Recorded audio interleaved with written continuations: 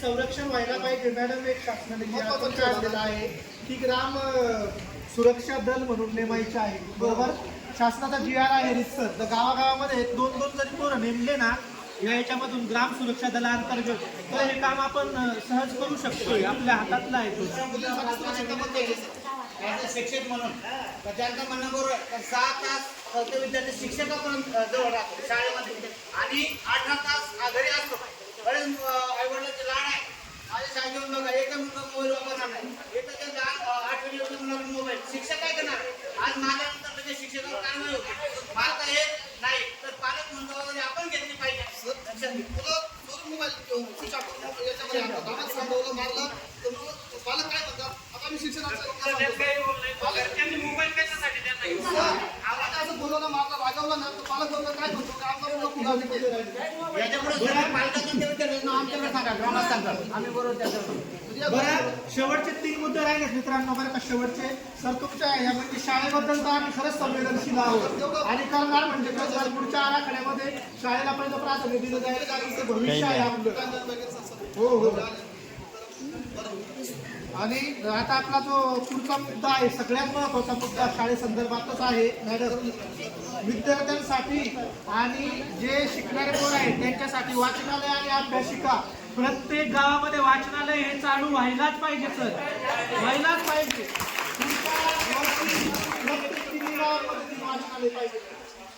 नाही हे तुम्हाला देणार आहे, सही घेणार आहे, हे शासन देणार नाहीये. अभ्यासिका आणि वाचनालय 3ही गावांमध्ये. आपण असं तर लय बडबड करतोय पण ह्या खरंच लय महत्वाच्या सर गोष्टी आहेत का नाहीये. आज सुरगाण्यासारख्या ठिकाणी झालंय हो सर, पण आपलं दिंडोरी एवढं आपण म्हणतोय एवढं पुढे गेलो पण काहीच नाही आणि होऊ शकत नाही. वाचनालयाचा इथं पहिलीच्या पोरा फोटो पहिलीच्या पुस्तकाचा फोटो काढलाय आणि त्याच्यावर ग्रामपंचायतने 35,000 रुपये काढलेले वाचनालय. आपण बघू ना ते सगळी माहिती घेऊ. कुठं ग्राम आहे बरोबर आहे. वाचनालय कुठं काढलेले सांगा मॅडम. आमचे हे म्हणणं राहील 4 गावांमध्ये वाचनालय.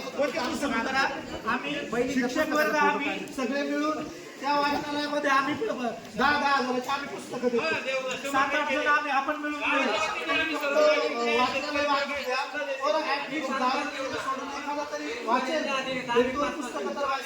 वाचनालय होणं फळाची गरज आहे. अभ्यासिका पाहिजे. हो. त्यानंतर पुढचा मुद्दा युवकांसाठी व्यायामशाळा आणि खुली व्यायामशाळा दोन्ही शाळा प्रत्येक गावामध्ये पाहिजे.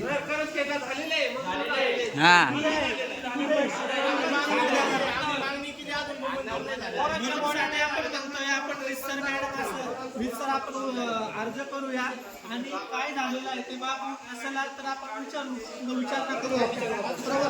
त्यानंतर सगळ्यात शेवटचा एक अजून आहे गावात आपत्कालीन व्यवस्था आहे. म्हणजे आता महिलांचा विषय झाला सपोज एखादी महिला गरोदर आहे, अचानक तिला कळा आल्या रात्री 12-1 ला कुठं जायचं काय करायचं, आई वेळेला गाडी भेटत नाही. आपण 3 ग्रामपंचायत म्हणून ऍटलिस्ट एक सेकंड हँड का होईना आपण एक तरी ॲम्ब्युलन्स घेऊ शकतो ना. आहे सुरगाण्यामध्ये सर ॲम्ब्युलन्स घेतलेले आहे. आपल्या गावामध्ये एक ॲम्ब्युलन्स असायलाच पाहिजे. कारण हे खूप महत्वाचं आपत्कालीन आणि प्रसवोपचारमध्ये येणारी सेवा आहे. गावासाठी ॲम्ब्युलन्स असायलाच पाहिजे. आणि त्यांनी पुढे एक पाऊल आपण येऊ नक्की येऊ. आणि ॲम्ब्युलन्स ही सगळ्यात महत्वाची गरज आहे. कारण की कधी बी काही झालं तर माझे वडील कायमस्वरूपी गाडी देतात. कोणी बी किती रात्री आलं तरी गाडी देतात.